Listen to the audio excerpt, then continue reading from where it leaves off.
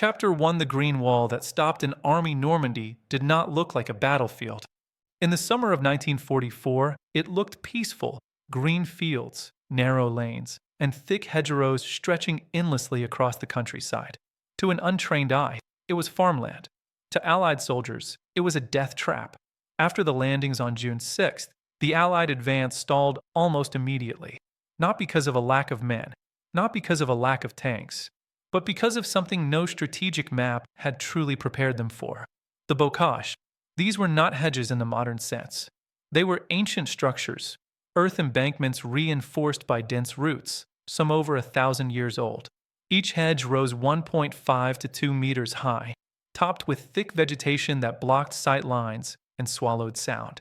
Every field was a fortress. Every lane was an ambush corridor. And the German army understood this terrain perfectly. When armor became vulnerable, the American M4 Sherman tank had been designed for speed, reliability, and mass production. On open terrain, it performed exactly as intended. In the bocage, it became exposed.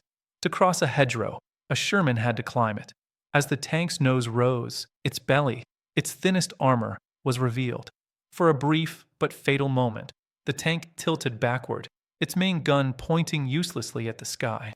Those seconds were enough. German infantry armed with Panzerfausts, anti-tank guns, or even concealed artillery waited for that exact moment. One shot was all it took. Shermans burned in the fields. Crews died before firing a single round. The bocage neutralized Allied advantages and handed the initiative to the defenders. A battlefield frozen in place by late June 1944, the front had barely moved.